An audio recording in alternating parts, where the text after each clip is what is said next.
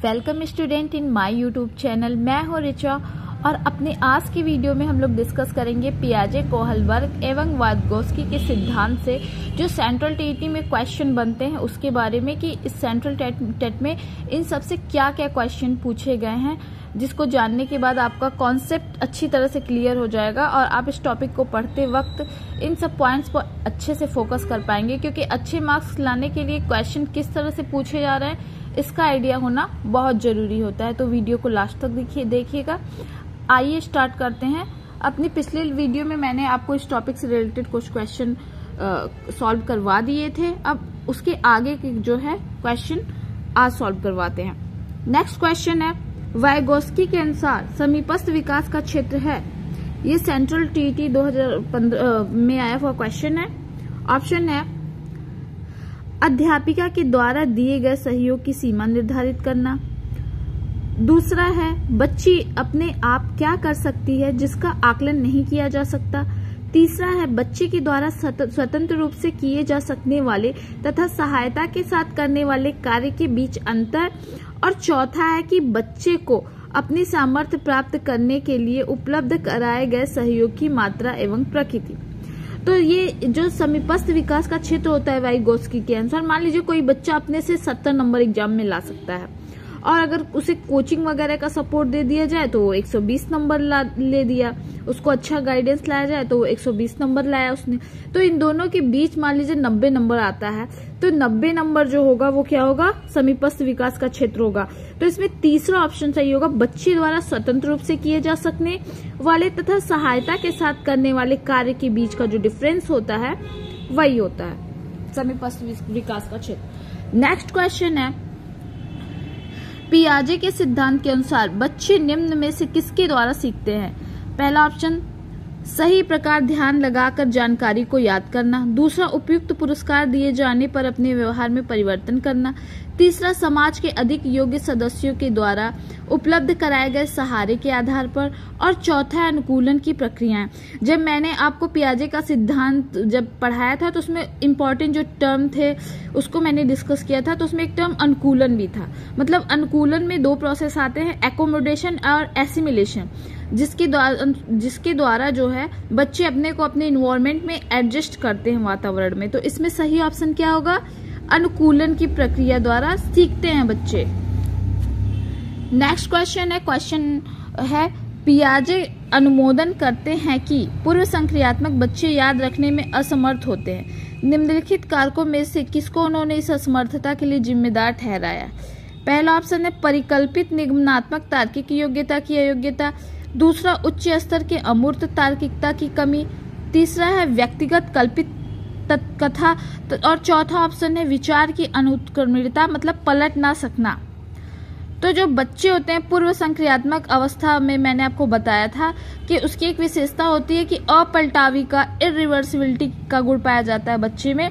मतलब अगर बच्चे से आप 2+3 अगर बताइए 5 होता है, फिर उससे पूछ लीजिए 3+2 क्या होता है, तो बच्चा नहीं बता पाता है। तो इसमें क्या होगा, विचार की अनुत्क्रमणीयता। नेक्स्ट क्वेश्चन है जो सीटेट 2015 में पूछा गया है, कोहलबर्ग के सिद्धांत की एक प्रमुख आलोचना क्या है। कोहलबर्ग बिना किसी अनुभूति मूलक आधार के सिद्धांत प्रस्तुत किया। दूसरा, कोहलबर्ग ने नैतिक विकास की अस्पष्ट अवस्थाओं का उल्लेख नहीं किया। तीसरा ऑप्शन है, कोहलबर्ग ने प्रस्ताव दिया कि नैतिक तार्किकता विकासात्मक है। चौथा है, कोहलबर्ग ने पुरुषों एवं महिलाओं की नैतिक तार्किकता में सांस्कृतिक विभिन्नताओं को महत्व नहीं दिया। तो ये जो कोहलबर्ग जी थे, इन्होंने जो बच्चे लिए थे जिनसे ये क्वेश्चन करते थे छोटी छोटी स्टोरी सुना के, उन्होंने बॉयज ही लिए थे, गर्ल्स पे इन्होंने प्रयोग नहीं किया था। तो इनकी जो मेन जो आलोचना वो यही चौथा ऑप्शन सही होगा कि कोहलबर्ग ने पुरुषों एवं महिलाओं की नैतिक तार्किकता में सांस्कृतिक विभिन्नताओं को महत्व नहीं दिया। नेक्स्ट क्वेश्चन है जो सीटेट 2015 में पूछा गया, निम्नलिखित कथनों में से कौन सा वाइगोत्स्की के द्वारा प्रस्तावित विकास तथा अधिगम के बीच संबंध का सर्वश्रेष्ठ रूप में सार प्रस्तुत करता है। पहला है, विकास अधिगम से स्वाधीन है। दूसरा है, अधिगम एवं विकास समानांतर प्रक्रिया है। तीसरा है विकास प्रक्रियाएं अधिगम प्रक्रिया से पीछे रह जाती है। चौथा विकास अधिगम के समानार्थक है। तो इसमें तीसरा ऑप्शन सही होगा कि विकास प्रक्रिया अधिगम प्रक्रिया से पीछे रह जाती है। यही जो था ये वाइगोत्स्की का जो है अधिगम के सिद्धांत में जो है वो था। तो यही सर्वश्रेष्ठ संबंध है। नेक्स्ट क्वेश्चन है क्वेश्चन नंबर 63, जो कि वाइगोत्स्की तथा पियाजे के परिप्रेक्ष्य में एक प्रमुख विभिन्नता है। पहला ऑप्शन व्यवहारवादी सिद्धांतों की उनकी आलोचना। दूसरा ऑप्शन है ज्ञान के सक्रिय निर्माता के रूप में बच्चों की संकल्पना। तीसरा है बच्चों को एक पालन पोषण का परिवेश उपलब्ध कराने की भूमिका। चौथा है भाषा एवं चिंतन के बारे में उनका दृष्टिकोण। तो जो वाइगोत्स्की और पियाजे का जो दृष्टिकोण था भाषा और चिंतन के बारे में वो भिन्न भिन्न था। तो इसमें चौथा ऑप्शन सही हो जाएगा। नेक्स्ट क्वेश्चन है एक बच्चे को सहारा देने की मात्रा एवं प्रकार में परिवर्तन इस बात पर निर्भर करता है। पहला अध्यापिका की मनोदशा, दूसरा बच्चे की नैसर्गिक योग्यता, तीसरा कार्य के लिए प्रस्तावित पुरस्कार, चौथा बच्चे का निष्पादन स्तर। तो इसमें सही जो होगा ऑप्शन वो होगा करेक्ट ऑप्शन चौथा, बच्चे के निष्पादन का स्तर।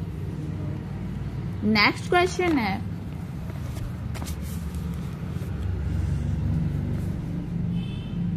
मानसिक संरचनाएं जो चिंतन के निर्माण प्रखंड हैं, इसके लिए पियाजे ने किस शब्द का प्रयोग किया।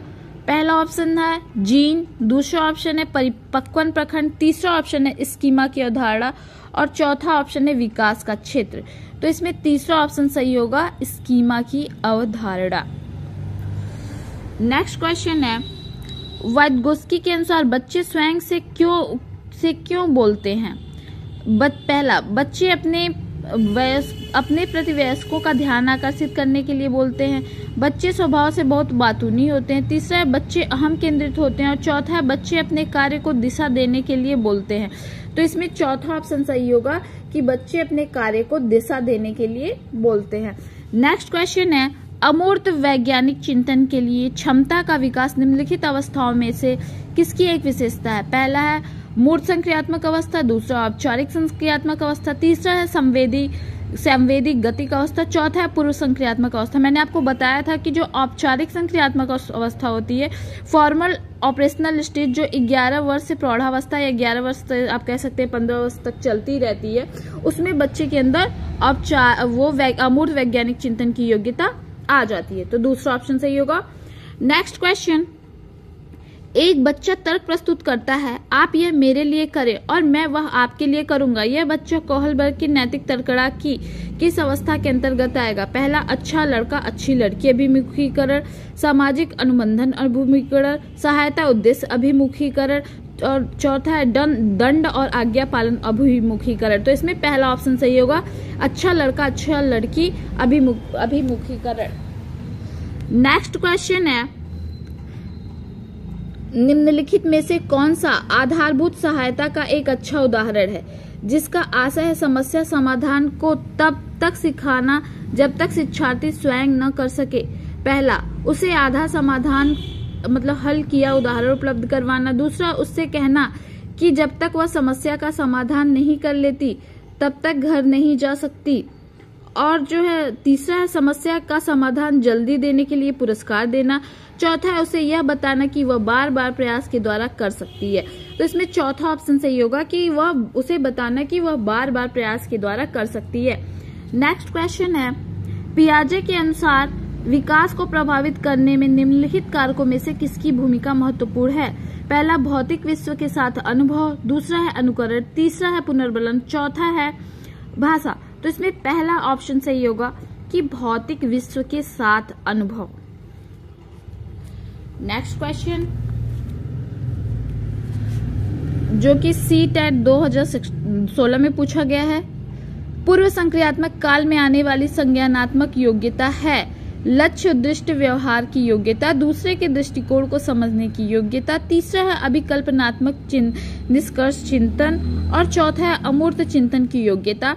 तो इसमें दूसरा ऑप्शन सही होगा, दूसरे के दृष्टिकोण को समझने की योग्यता पूर्व संक्रियात्मक काल में आने वाली संज्ञानात्मक योग्यता होती है।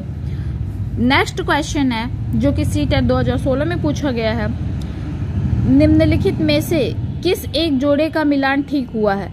अच्छा लड़का व अच्छी लड़की अभिविन्यास अच्छा बनकर कोई स्वीकृति प्राप्त करता है। दूसरा, नियम और आदेश अभिविन्यास मानवाधिकार के मूल्य के अधिकार पर नैतिक सिद्धांत स्वयं चुने जाते हैं। तीसरा, सामाजिक संविदा अभिविन्यास किसी कार्य के भौतिक परिणाम निर्धारित करते हैं कि वह अच्छा है या बुरा। चौथा है, दंड देना और आज्ञा पालन अभिविन्यास नियम तय नहीं है किंतु समाज के हित में बदले जा सकते हैं। तो इसमें ये फर्स्ट ऑप्शन सही होगा कि अच्छा लड़का और वह अच्छी लड़की अभिविन्यास, मतलब अच्छा बनकर कोई समाज में स्वीकृति प्राप्त करता है। Good boy and good girl orientation में मैंने आपको पढ़ाया था। नेक्स्ट क्वेश्चन, ये भी सेंट्रल टीटी 2016 में आया हुआ क्वेश्चन है। वाइगोत्स्की की संस्तुति के अनुसार बच्चों की व्यक्तिगत वाक की संकल्पना पहला प्रदर्शित करती है कि बच्चे अपने आप से प्यार करते हैं। दूसरा, स्पष्ट करती है कि बच्चे अपने ही कार्यों के निर्देशन के लिए भाषा का उपयोग करते हैं। तीसरा, प्रदर्शित करती है कि बच्चे बुद्धू होते हैं इसलिए उन्हें प्रौढ़ों के निर्देशन की आवश्यकता होती है। चौथा, स्पष्ट करती है कि बच्चे अहम केंद्रित होते हैं। तो इसमें दूसरा ऑप्शन सही होगा, स्पष्ट करती है कि बच्चे अपने ही कार्यों के निर्देशन के लिए भाषा का उपयोग करते हैं। नेक्स्ट क्वेश्चन,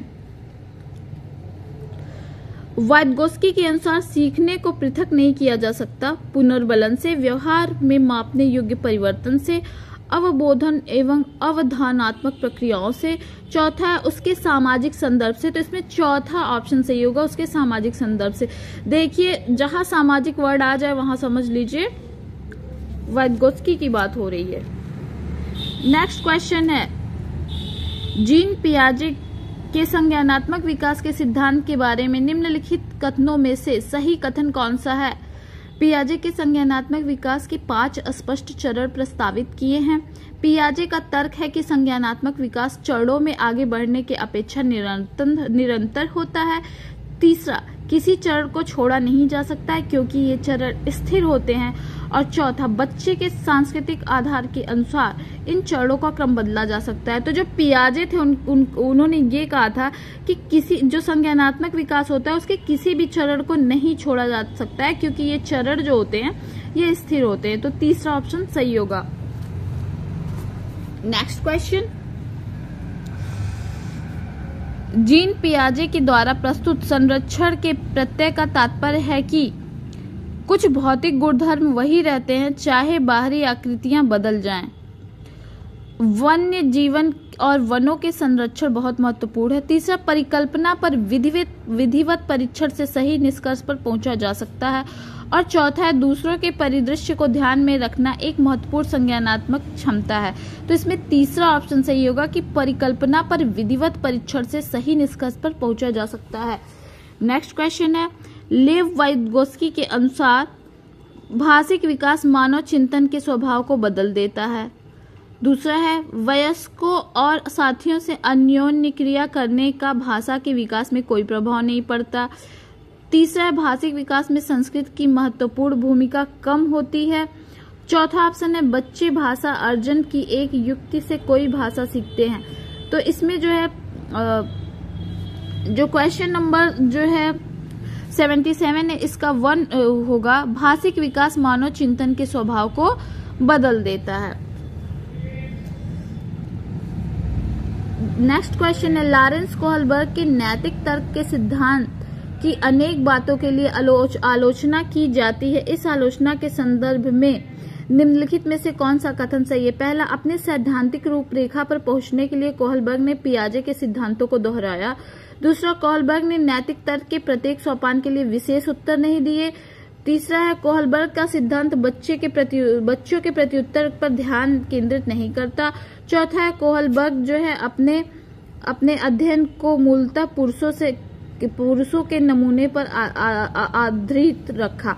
तो इसमें जो 78 है, इसमें जो है इस दूसरा ऑप्शन सही होगा कि कोहलबर्ग ने नैतिक तर्क के प्रत्येक सोपान के लिए जो है विशेष उत्तर जो है नहीं दिया था।